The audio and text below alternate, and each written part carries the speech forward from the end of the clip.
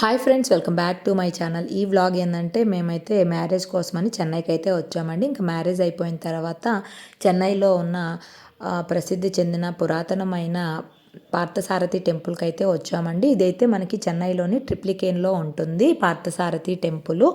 ఇంకా ఈ టెంపుల్ అయితే మనకి 108 విష్ణువు దివ్యక్షేత్రాల్లో ఒకటిగా చెప్పుకోవచ్చండి. వైష్ణవ దివ్యక్షేత్రాల్లో ఒకటిగా. ఇంకా ఇది మనకి మహాభారత కాలం నాటి టెంపుల్గా చెప్తారండి. ఈ ఆలయంలో అర్జునుడు రథసారథి అయిన కృష్ణుడికి అంకితం చేయబడింది. ఇక్కడ మనకి ప్రధాన దేవుడు శ్రీకృష్ణుడు, రుక్మిణీదేవి అండి. ఇంకా మనకి అంతేకాకుండా లోపల మనకి నరసింహస్వామి, రాములు వారు, ఆ తర్వాత రంగనాయకుల స్వామి, ఆండాల్ అమ్మవారు, ఇలాగా మనం అనేక దేవుళ్ళని అయితే దర్శించుకోవచ్చండి. ఈ ఒక్క టెంపుల్కి వస్తే మనకి అందరి దేవుళ్ళని ఇక్కడ దర్శించుకోవచ్చండి. ఇక్కడ మనకి పార్థసారథిగా పిలువబడతారండి శ్రీకృష్ణుడు. ఎందుకంటే పార్థసారథి అంటే పార్థుడు అంటే అర్జునుడు యొక్క రథసారథి అని అర్థం అండి. ఈ ఆలయం అయితే మనకి 8వ శతాబ్దంలో పల్లవ రాజుల చేత నిర్మించబడిందండి. ఇక్కడ మనకి కృష్ణుడు విగ్రహం అయితే పెద్ద మీసాలతో చేతిలో శంఖంతో ఉంటుందండి. అది ఇక్కడ ప్రత్యేకత.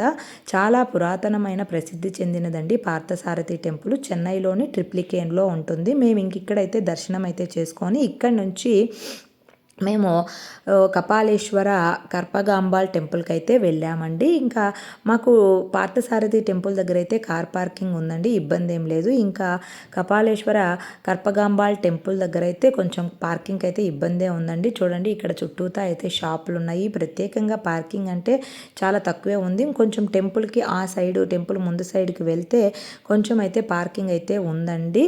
ఇంకా బయట అంతా కూడాను ఇదిగోండి, ఇక్కడైతే మాకు పార్కింగ్ అయితే దొరికింది. ఇంకా టెంపుల్ దగ్గరికి అయితే వచ్చామండి, కపాలీశ్వర టెంపుల్ దగ్గరికి. ఈ టెంపుల్ మనకి చెన్నైలోని మైలాపూర్లో ఉంటుందండి ఈ టెంపుల్. ఇక్కడ మనకి శివుణ్ణి కపాలీశ్వరుడుగా, తర్వాత పార్వతీదేవిని కర్పగాంబాల్గా పిలుస్తారండి. ఇక్కడ ఎందుకు మనము కపాలీశ్వరుడుగా శివుడు పిలుస్తారు అంటే ఇక్కడ ఒక పురాణం ఉందండి. అది ఏంటి అంటే మనకి సృష్టికర్త అయిన బ్రహ్మ ఒకప్పుడు శివుడికైతే అబద్ధం చెప్పాడంటండి. సో ఇంకా అతన్ని శిక్షించడానికి శివుడు బ్రహ్మతలలో ఒక కపాలాన్ని అయితే తొలగించాడంట. సో దీనికి కారణంగా శివుడిని ఇక్కడ కపాలీశ్వరుడు అని పిలుస్తారండి. అంటే మనకి పుర్రె ప్రభువు అని అర్థం అంట. ఇంకా తర్వాత మనల్ని ఇక్కడ మైలాపూర్ని మనకి నెమళ్ళ భూమి అని కూడా పిలుస్తారండి.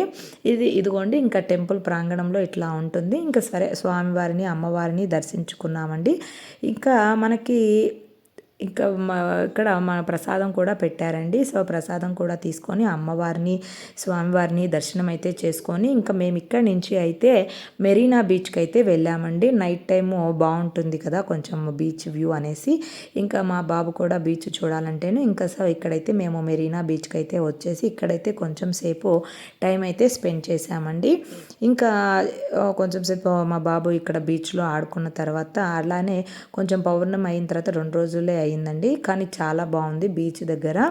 సో ఇంకా కొంచెం సేపు ఇక్కడైతే స్పెండ్ చేసేసి ఇక్కడి నుంచి అయితే మేము రూమ్కి అయితే వెళ్ళిపోయామండి. ఇంకా రూమ్కి వెళ్ళిపోయి రెస్ట్ తీసుకొని ఇంకా నెక్స్ట్ డే మా ప్లాన్ అయితే వడపళని సుబ్రహ్మణ్యేశ్వర స్వామిని చూడాలనేసి.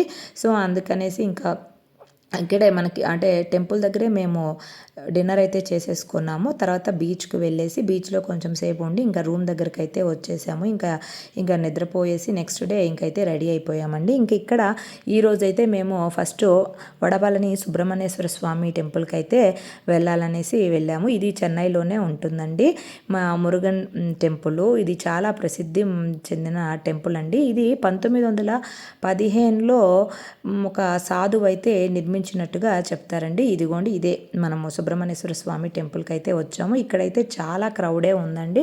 మేమైతే ఇంకా 50 రూపీస్ టికెట్ అయితే తీసుకున్నాం. ఇంకా కార్ పార్కింగ్ కూడా ఇబ్బంది లేదు. మనకి మెయిన్ గోపురం సైడ్కి వస్తే మనకి కార్ పార్కింగ్కి ఇక్కడైతే ఇబ్బంది లేదు. అలానే ఇక్కడ ప్యూర్ వెజ్ హోటల్స్ కూడా ఉన్నాయండి టెంపుల్ దగ్గరే మనకి. సో ఇక్కడైతే మేము టెంపుల్ లోపలికి వచ్చేసాము, దర్శనం అయితే చేసుకున్నామండి. ఇక్కడ క్రౌడ్ అయితే కొంచెం ఉన్నదండి. మనకి వడపళని సుబ్రహ్మణ్యేశ్వర స్వామి టెంపుల్. ఇక్కడ మనకి స్వామి అయితే పాదరక్షకులు ధరించి కనిపిస్తాడండి ఈ ఆలయంలో మాత్రమే. ఇది అహంకారాన్ని తొలగించడానికై సూచిస్తుందంట. అతను భక్తులకి సహాయం చేయడానికి తొందరపడుతున్నట్టుగా సూచిస్తుందంటండి. ఇక్కడ సూచించడానికి ఎడమ పాదం కూడా ముందుకు ఉంచి నిలబడిన ఉన్న భంగిమలో మనకి స్వామి కనిపిస్తాడండి ఇక్కడ.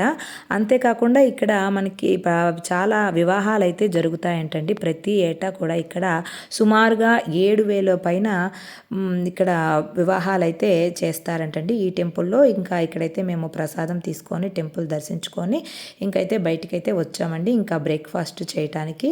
సో ఇక్కడ నుంచి మేము బ్రేక్ఫాస్ట్ చేసుకొని ఇంకా మేము ఇక్కడైతే అన్నాదొరై మెమోరియల్ అన్నాదొరై గారి మెమోరియల్, అలానే కరుణానిధి గారి మెమోరియల్ చూసేదానికైతే వచ్చాము. ఇంకా అలాగే జయలలిత గారి మెమోరియల్, ఇంకా మనకి ఎంజీఆర్ గారి మెమోరియల్ చూసేదానికైతే వచ్చామండి మేము. ఇదిగోండి ఇంకా ఆ మెమోరియల్స్ అయితే చూసేదానికైతే వచ్చాము. ఇక్కడికి వచ్చాము. ఇక్కడ కొంచెం అయితే ట్రాఫిక్ సిగ్నల్, తర్వాత పార్కింగ్కి కూడా కొంచెం కష్టం అండి. ఇది కొంచెం మెరీనా బీచ్కి దగ్గరగా ఉంటుందండి ఈ మెమోరియల్. సో ఇంకైతే పార్కింగ్ మెరీనా బీచ్ దగ్గర చేరి ఒక 500 మీటర్స్ అయితే నడవాల్సి ఉంటుందండి, ఒక 1/2 కిలోమీటర్. సో ఇది ముందుగా మనకైతే ఫస్ట్ మనకి కరుణానిధి గారిది, అన్నాదొరై గారి మెమోరియల్స్ అయితే వస్తాయండి. ఇదిగోండి ఇక్కడ నుంచి లోపలికైతే కొంచెం నడవాల్సి ఉంటుంది. అట్లాగే ఇక్కడ లోపల మ్యూజియం కూడా ఉంటుందండి. మామూలుగా ఈ మెమోరియల్స్ చూడడానికి మనం ఏమీ టికెట్ అవసరం లేదు, కానీ మ్యూజియం చూడడానికైతే టికెట్ అయితే తీసుకోవాల్సి ఉంటుంది. సో ఇక్కడైతే అప్పుడైతే మేము వెళ్ళినప్పుడు చాలా ఎండగానే ఉందండి. కొంచెం అరౌండ్ మేము అంటే ఉదయం టెంపుల్ అవి దర్శించుకొని వెళ్ళాం కదా, ఇంకా అరౌండ్ 11:30, 12 పైన అయింది. చాలా ఎండగా అయితే ఉంది. సో ఇదిగోండి ఇక్కడ మనకి ముందుగా వస్తుంది కదా, ఇది అన్నాదొరై గారి మెమోరియల్ అండి. ఇక్కడ నుంచి కొంచెము బ్యాక్ సైడ్కి వెళ్తే మనకి కరుణానిధి గారి మెమోరియల్. ఇవైతే చూసుకొని మేము ఇంకా జయలలిత గారిది, ఎంజీఆర్ గారిది పక్కన ఉందండి మెమోరియల్. అది కొంచెం నడిచి మనం బయటకు వచ్చి ఇదిగోండి ఇక్కడికైతే లోపలికైతే ఎంట్రీ ఇవ్వాల్సి ఉంటుంది. మనకి ఎంట్రీకి అయితే ఇక్కడ ముందు మన డీటెయిల్స్ అయితే ఇవ్వాలండి ఎంట్రీ చేయాలంటే. ముందు దాంట్లో కూడా ఇక్కడైతే మనకి లోపల ఎంజీఆర్ గారిది, తర్వాత జయలలిత గారి మెమోరియల్ అయితే ఉంటుంది. సో ఇక్కడ కూడా కొంచెం లోపలికి అయితే నడవాల్సి ఉంటుందండి. ఇక్కడ ముందుగా అయితే మనకి ఎంజీఆర్ గారి మెమోరియల్ అయితే వస్తుంది, మీకు చూపిస్తాను. కొంచెం ముందుకైతే వెళ్ళాలి. సో ఇక్కడైతే వారి ఇద్దరి విగ్రహాలు అయితే ఉన్నాయి, చూస్తున్నారు కదా. సో ఇదిగోండి ఇక్కడ మనకి ముందుగా కనపడుతోంది కదా, ఇదైతే మనకి ఎంజీఆర్ గారి మెమోరియల్ అండి. ఇంకా కొంచెం ముందుకు వెళ్తే మనకి జయలలిత గారిది అయితే వస్తుంది. ఇది ఎంజీఆర్ గారిది. కొంచెము అంటే నడవాల్సి ఉంటుందండి, పెద్దవాళ్ళకైతే ఇబ్బందిగా ఉంటుంది. ఇది ఎంజీఆర్ గారిది. ఇదిగోండి కొంచెం ముందుకు వెళ్తే మనకి ఇదిగోండి ఇక్కడ జయలలిత గారిది అయితే ఉంటుంది. సో ఇవి రెండు కూడా చూసేసుకొని ఇక్కడి నుంచి అయితే మేము స్టార్ట్ అయిపోయామండి. ఇక్కడ ఇదే అండి మేము చెన్నైలో చూసిన ప్లేసెస్. చూసుకున్న తర్వాత రూమ్కి అయితే వెళ్ళేసి చెక్అవుట్ చేసేసి బ్యాక్ టు బెంగళూరుకి అయితే వెళ్ళిపోయామండి. మేము మధ్యలో అంటే మేము బెంగళూరుకి కంచి వైపు కాకుండా కొంచెం రోడ్ అయితే బాగలేదనేసి మేము నాయుడుపేట, తిరుపతి ఆ రోడ్లో అయితే వెళ్ళాము. వెళ్తూ మేము సూలూరుపేట చెంగాలమ్మ టెంపుల్ కూడా చూసాము. అది నెక్స్ట్ వ్లాగ్లో అప్లోడ్ చేస్తాను. Bye friends.